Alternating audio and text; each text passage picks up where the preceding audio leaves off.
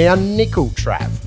Yes, nickel. mate. We're going deep into nickel today. You have been at your computer like a year 12 before and on the exams. blower. On the blower to me sources. I've not seen you work this hard the entire time I've known you. Mate, well, tell you what, if I'm going to put this out there, because I'm going out on a limb with a lot of this info, it's got to be close to bloody right. And I've been helped out again by a lot of people. So following on from our chats about, I guess, Poseidon, the Wailu Mincor takeover thing and how that's going to work, like I think there's a couple of incorrect things I said. I seem to say a lot of bloody things incorrect these days, but anyway, that's when these people You seem to correct yourself afterwards. So. Yeah, that's when people get in touch. But like understanding how this whole nickel landscape works around Western Australia, especially for the processing side and where it goes, I've gone right into it. I've gone deep, and I'm going to give it to you today. What are you going to teach me, Matty? Well, we're going to talk about, first me corrections, but we're going to talk about between Poseidon, Wailu, Mincor, IGO, BHP, how is this all going to work now? So all in nickel the future, sulfides. all nickel sulfides in WA. Gotcha. Where are they going? How is it processed? Where the processing is Who are concentrated. the players? Who are the players? And there's so we're right. You ready? Oh, mate, I am. Jesus Christ. Now, shout out to a new friend on the show. He's supplied us with some great information, which we're going, this is what I'm presenting today. A lot of it, but then I've expanded. This wasn't all from him. I want to stress that I've done shitloads myself too. Now, a nickel expert, Trav. I was thinking, what pseudonym can we give a nickel expert? It's a tricky one. Well, why not? And this was prompted by you when you mentioned nickel, Nickelback. Well, you Googled famous nickel people, and I Googled famous nickel, and it just auto-filled on Google famous Nickelback songs. Nickelback. So, Chad Kroger, the lead singer of Nickelback, our resident nickel expert, is being titled as Mr. Kroger. Mr. Kroger. Mr. Kroger. God hail the Nickelback. Love a good bit of Nickelback. Who said they weren't cool? Okay, now first couple of corrections to the Poseidon episode. Talked about that talc carbonate saying it was powdery crap stuff. It's actually at the Poseidon, the talc carbonate is a solid rock.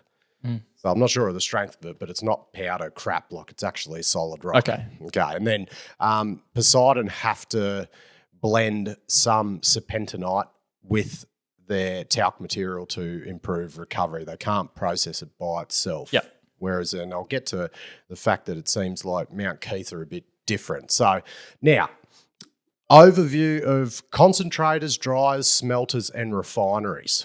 Okay, this is all the infrastructure that is in Western Australia. Concentrated, dryer, smelter, refinery. Do we work backwards or forwards? No, so it starts at the concentrator, gets dried, gets smelted, gets refined. Gotcha. So now, where are all these? So BHP. They've got a concentrator at Leinster. Yeah. 3 million tonne per annum. Yeah. They've got their Mount Keith concentrator, 11.5 million tonne per annum, and that's currently being upgraded to 15 million tonne. Wow. So that's a whopper. Now, there's also the Kambalda concentrator, so that's what the Mincor ore is going through, which was essentially restarted for the Mincor ore. But it's still owned by BHP? Still owned by BHP. Yeah. It's only 700,000 tonne per annum, so it is tiny, very small compared to Leinster and Mount Keith. Now, the dryers. So for ore to go to the smelter, it has to be dried. Gotcha. And a concentrate's wet. So what comes out of these concentrators is titled as a wet con. Yep. And after the dryer, it's a dry con. Gotcha. So I don't think it goes to powder. There's some moisture content still in it, but it's not a slurry or anything. So now, the wet, so you've got a dry at Leinster.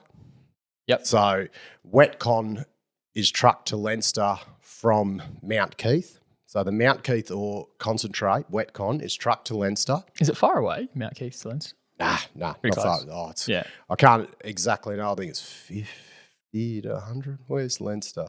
Yeah. There, maybe 100 something. Yep. Yeah. Don't ask me too many questions here because I'm bloody. No. So let's remember that map of that Jawal. Yeah. Jawal tenant, like the Jawal Aboriginal there in native area. So the Mount Keith was at the top of that, and Leinster is at the bottom of it. Okay, so the dry con once that con is dried and blended at Leinster, so you've got the Mount Keith and the Leinster ore gets dried, blended together. That's then trucked to Leonora. Yep. And then that is then put on a train at Leonora, which then goes to the Kalgoorlie smelter. Yeah. So that dry con that goes to the smelter is about 15% nickel. So that's already 15% by the time it gets there from. So once it's after it's dried, it's 15%. I assume it's the wet stuff's 15%, but that once they blend Leinster and Mount Keith together, the concentrate, it's 15%. When you grow up in Kalgoorlie, you always see this smelter, and obviously it's always bloody going. You can see the smoke coming out of it. And the only thing you really ever hear about it is it's a horrible place to work. It's bloody we're bad conditions. We're not in cahoots with BHP recruitment, thank God. Oh yeah. Well, not necessarily like horrible in terms of working conditions, but it's hot. It's bloody. There's fumes around. It's just apparently not a fun place to work. Yeah, it's probably safe. It's BHP, but yeah. Yeah, of course it is. Now you've also got a dryer at Kambalda. So you've got the Kambalda concentrator, and you've got the dryer at Kambalda too. So that takes third-party wet con, which will be your IGO, like your Nova Forestania, that gets dried there, and it obviously takes the wet con coming out of the Kambalda concentrator, which is the Mincor ore. So that's that dryer there. So they're the only dryers as well. Okay, so then you've got the Kalgoorlie smelter. That's the next stage of the process. Everything has to go through this smelter before it goes to the Kwinana refinery. Gotcha. So you can't send it straight to the refinery without going through the smelter. So the only smelting capacity in Australia for nickel is the BHP Kalgoorlie smelter. Yeah. For nickel sulfide. Laterites don't have to do this though, right? No, because they've got their HPAL plant, so Murrumun, Ravensthorpe. So that's for the nickel sulfides. But sulfides, they all have to go via the smelter. Yeah. It's okay. So the smelter, that takes the dry con and smelts it to a 68% nickel matte. Wow. That's it's like an intermediate product between when it gets to the refinery. So 68% matte is then railed to the Kwinana refinery. So that's just south of Perth for the non-Perthers. And that produces a nickel powder, nickel briquettes. The briquettes look like a barbecue heat bead sort of thing. Yeah. What percentage are they at that point? I think it's 99.8. I think. Yeah. Yeah, 99.8. Gotcha. So now at the Kwinana refinery, they've also got the nickel sulfate plant, which then takes the powder briquette into a nickel sulfate, which is used for the battery metals industry. Right. Is that an even higher grade on top of that, or? Oh, jeez. Yeah.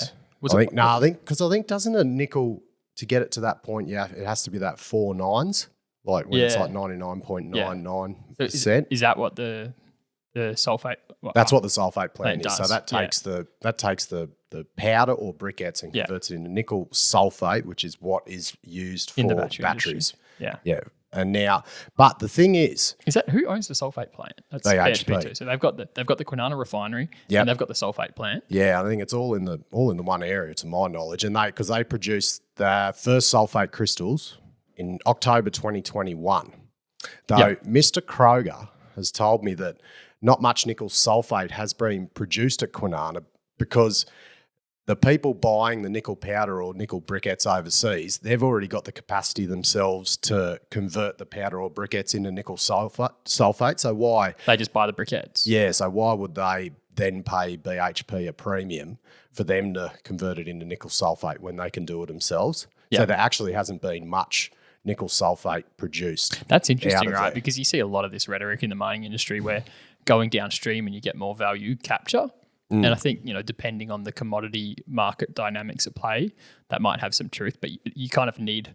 Depends who's buying it. Yeah, and it just depends on the capacity that's overseas to be able to do it as well, right? Because in this case, you've got high available capacity overseas, so the value capture doesn't go to the downstream part there. But I'm just keen to see how this whole theme of going downstream plays out over the years, because it's talked about as a way to capture value, but it might not be. Yeah, and that fact there, the fact that who they're selling it to, the fact that they can do it themselves, will, I guess, be a factor for the proposed IGO Wailu PCAM plan as well. So whether they partner up with integrate like an actual battery maker that will. So that's So tell me about that PCAM plant. Oh, we'll get to that. Okay, we'll get to that. The PCAM plant is purposely built to treat this nickel, a nickel concentrate Yeah. And the pecan plant will contain like a pox plant at the front. So that will bypass the need for the Kalgoorlie smelter. So you don't need to go through the smelter with a pecan plant? No, because the pecan plant will have like a pox plant on the front of it, pressure oxidation, or a HPAL or something, but probably a pox, pressure oxidation, and that will treat the concentrate and get it. Then it will essentially do what the smelter's doing, get it into a mat, and then take it into the pecan plant is a refinery specifically designed to get it to it's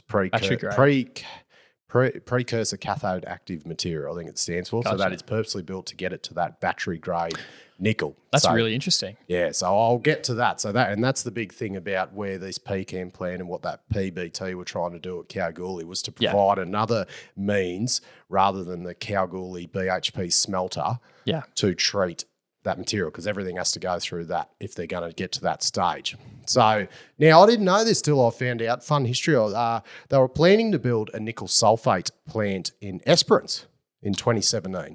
2017?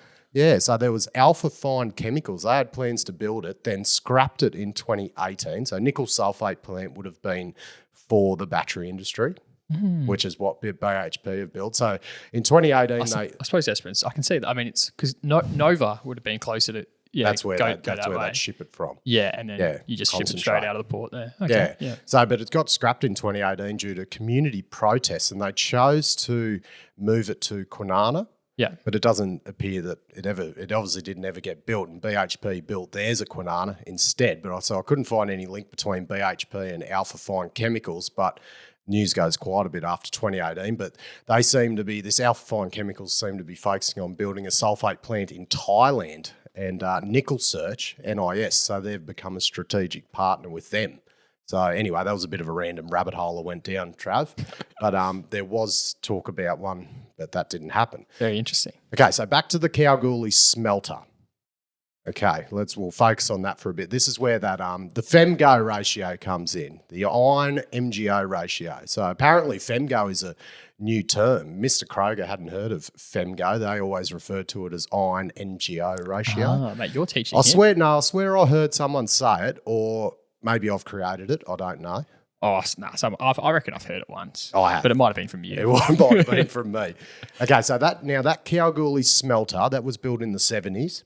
To process Campbell style ores with like FEMGO ratio of +12. So that Campbell ore is high grade. Is that high fem, like a higher grade, which would give a higher FEMGO ratio. Yeah. Like it's that good quality high grade nickel sulfide. So the minimum that plant can run is a FEMGO of 5. Okay. The whole smelter there. The FEMGO of what blend is going into that smelter of concentrate has to be have a FEMGO of minimum 5. Yeah. Okay, and they're filling the bulk of that with the like Mount Keith. Yeah. So Mount Keith averages about 1.5 for its FEMGO. It's pretty low. It's a lot further behind that 5 than you need. And Leinster is about average 5. Yep. So right on the limit. But Mount Keith is the bulk of the ore. So that means they rely on that other feed. So a bit I missed here. So that when I talked about the FEMGO, the reason that ratio is important is the iron, the amount of iron, that's what maintains the high temperature in the smelter.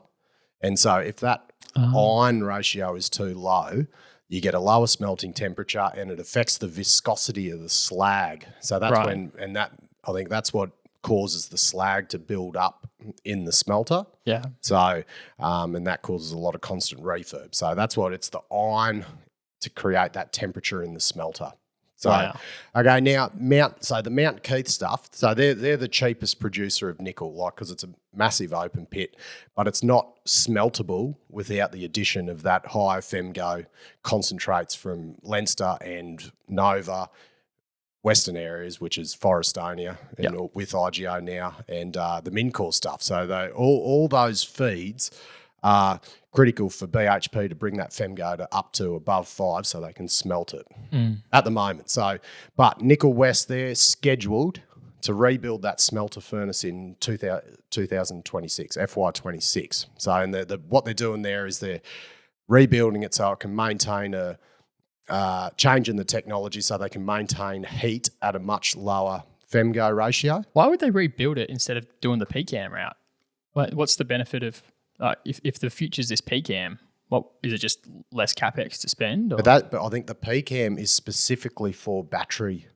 Gotcha. Battery nickel, battery grade nickel. Gotcha. Whereas then if you didn't do this, smelter is so that to produce the briquette and sometimes powder. you need that in stainless steel as well. Well, no, stainless steel uses the pig iron. Oh, okay. So it uses your laterites and stuff. Yeah, okay. So the powder and briquettes can be either sold to people that want to use it, then refine it further for nickel sulfate for batteries, or the other uses of nickel as well. Cool. So I guess the main things will be battery and stainless steel. Yeah. But I would assume that they'll still need this route. Yeah. So I can't accurately answer if it is that stainless one. steel, obviously like a lot of BHP's existing exports being the iron ore is sort of for that industry as well. So maybe they're incentivized to provide all of the products for that, same all of the commodities for that process. Yeah, but so because to my knowledge, in terms of what the nickel we produce in terms of global quantities is so low, because most of it is produced for, I think 70% of nickel at the moment is for stainless steel, which all comes out of the laterite deposits around Indonesia and Philippines. Yeah, okay. So that class 2 nickel is converted into nickel pig iron, which is then what is used for stainless steel. I'm sure one of our friends of the pod will clarify my misunderstanding. That's all right. Yeah, no, we're as I said, don't ask me too many bloody questions, Trav. I might impress you, but okay. So that once they rebuild that in FY26, that will then be able to treat that Leinster and Mount Keith ore at a lower femgo ratio without relying on those third party. Like it doesn't need that high femgo ratio. So that's in 2026. So Mount Keith feed is obviously the cheapest nickel they produce because it's such bulk tons. So it's getting to that smelter to the capacity to treat that low femgo. That's what they're up to. So now, as we said before, the key thing to understand is you can't send anything to that Kwinana refinery without it being smelted and being turned into a matte. So that Kalgoorlie smelter pretty much takes nearly everything. You've got the BHP or the Mincor or IGO's Nova and Forrestonia. There's currently no other smelting option. So you remember about Pure Battery Technology, the proposed PCAM plant in Kalgoorlie? Yep. They've just lost the one they lost the federal government grant for. Yep. Poseidon were partnering with them to supply them feed.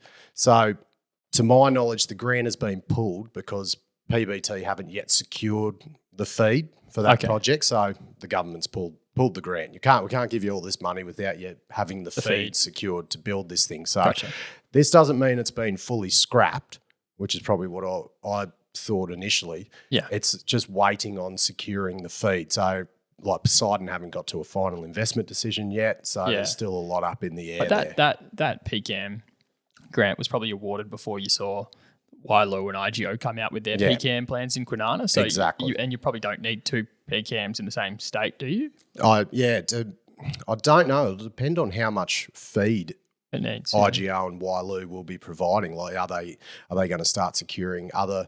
Are Wailu going to, as we mentioned, are they going to start looking at companies like Widgie Nickel and Lunnon around that Kambalda area to secure more feed for that? Like how much? Yeah, so there's a lot up in the air how much feed that.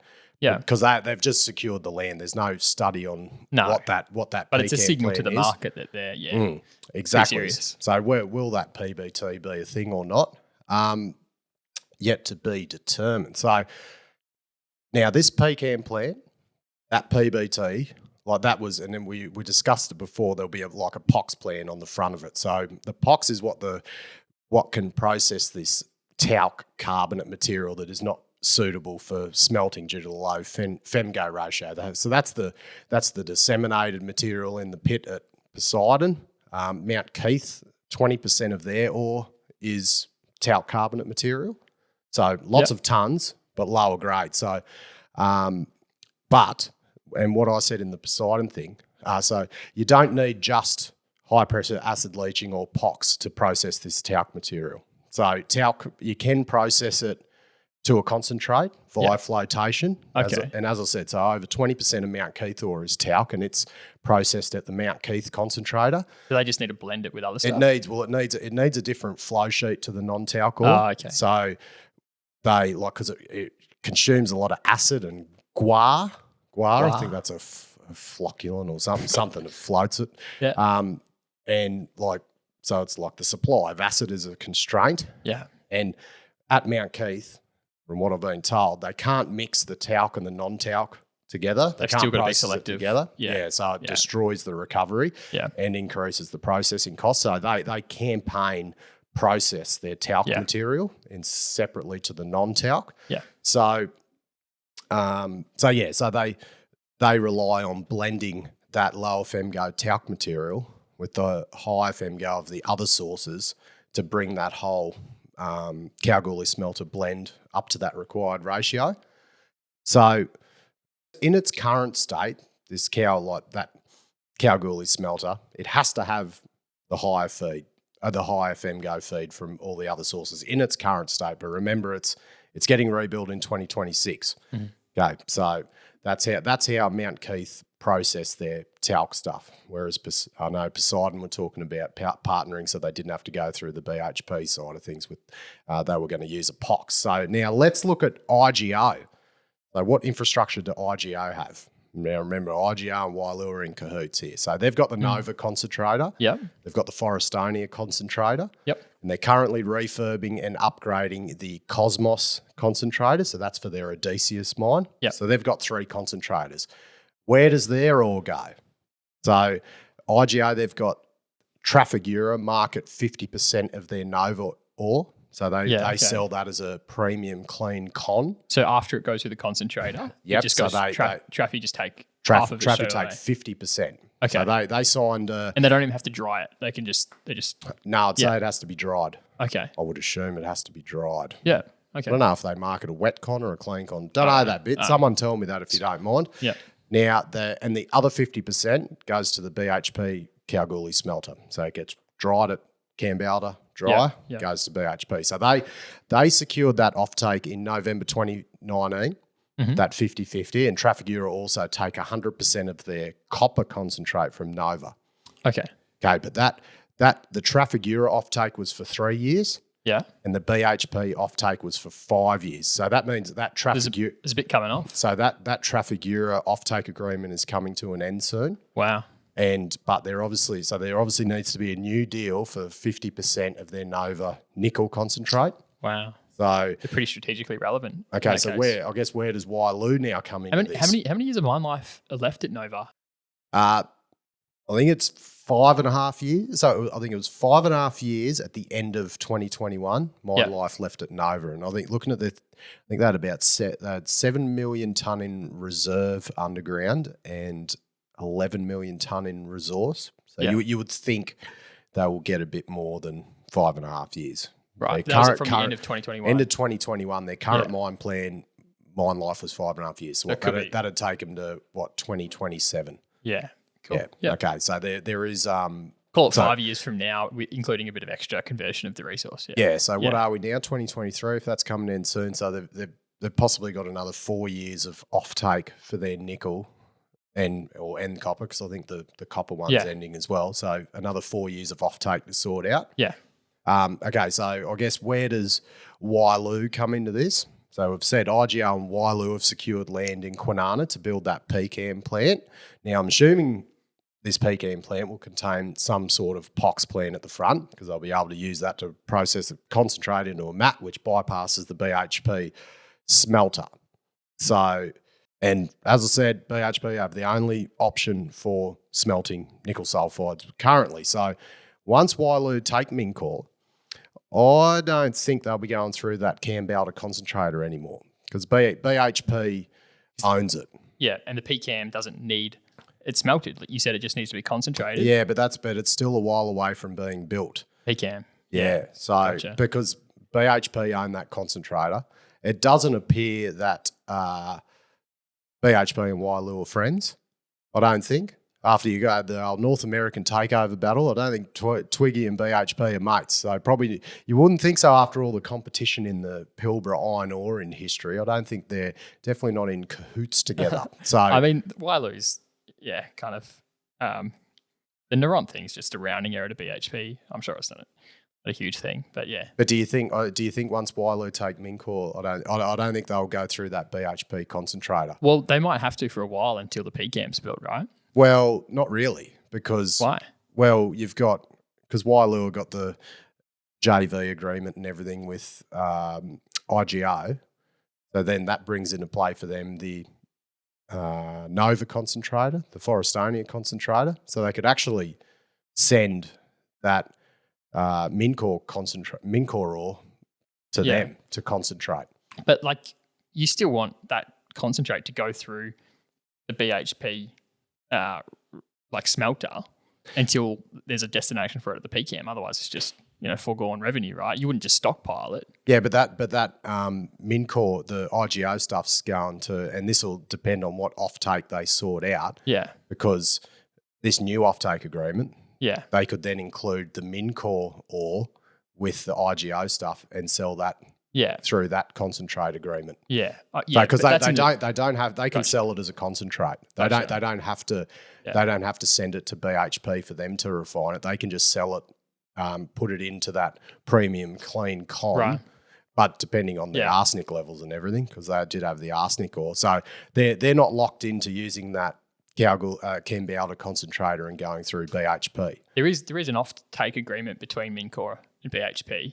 So that's 5 years. Gotcha. So what you're saying is after that 5 years. Well, that's not. But remember the Nova ore offtake is ending. Very soon. So they'll need to make a new offtake agreement with someone, or continue it with Trafigura. So will then the Mincor ore, the Wailu ore, the Wailu feed, will they then go into that selling a concentrate with IGO while they wait for this PCAM plan?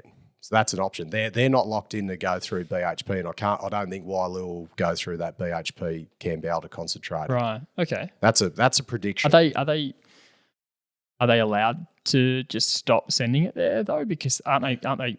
Have they got any obligation in their offtake agreement to deliver? Was there a timeline on that Mincor BHP agreement? So we just had a look at it, didn't we, Matty? We had to Google it. Yeah, we did to Google there. So that agreement between Mincor and BHP, it says it's for a minimum of 200,000 tonne and up to 600,000 tonnes of nickel sulphide, but nickel sulphide ore. But you've found that they have the right to deliver it. Doesn't seem like there's an obligation to deliver it to BHP. So it sounds like that agreement could be I'm not sure. It is not terminated, or just not, they've got the right to deliver it to them. Yeah, this offtake agreement is goes through until 31 December 2025. And if you just do a Control F inside the target statement that Mincor have released on the platform, the wording I'm reading is, they have the right to deliver it. So I don't know what their obligations are. I mean, because once Wailu take control, they could effectively say we don't want to process it. And I'm not sure. You'd have to read the actual offtake agreement in order to find out, but we don't have the full offtake agreement on hand. But it depends. What are the termination rights of that offtake agreement? Yeah, do you have to terminate the whole offtake agreement, or can you just not deliver the ore because you have the right but not the obligation? Someone might be able to correct my understanding, but I just did a quick Control F, and I can't see the wording obligation. So I'm just and they and you wouldn't think BHP would be like, it's a integral to their business to be running this Kambalda concentrator, because it sounds like it's an old concentrator. It's a small thing. I don't think it phases them either way if they're running it, because they're running it for Mincor. Gotcha. But they are running it for Mincor's ore to get that higher grade quality feed for their smelter. So it probably is in their interest. They need to run it to get that. Yeah. But with the refurb coming up in 2026, long term, they probably don't need to. So I'm sure they've thought about all this. So now there appears to be that interesting few years coming up. So whether you call it a gap in that processing. So because if you look at what BHP need the high femgo material for the Kalgoorlie smelter, which comes from IGO and Mincor, because they're not upgrading until 2026. The offtake deal is for 5 years with IGO for their concentrate from Nova. So that lines up with that 2026 refurb. So they've got IGO's, the Nova ore secured for that. I think that ends. So if Trafigura is ending soon, that'll be ending near end of 2025. So then you've got IGO and Wyloo planning to build that PCAM plant, which is still years away if it gets approved. And so until that gets built, they still need to deal with BHP's Kalgoorlie smelter, so the what's not under that contract with the Nova ore, or they have to sell it as a concentrate, which what is IGO currently doing with their Nova ore. So it looks like it's all lining up around that 2026, where IGO and Wyloo, pending they all get into cahoots together, will, I guess, separate from dealing with BHP at all. The BHP will be able to process their low femgo, Mount Keith and Leinster stuff at the Kalgoorlie smelter without depending on their feed, because that'll line up with that upgrade. But so some of the stuff that, like IGO, they've obviously got is it Forestania and Cosmos as well? I think Forestania is ending soon. Yeah. That's only got a couple of years left. Is Cosmos contracted?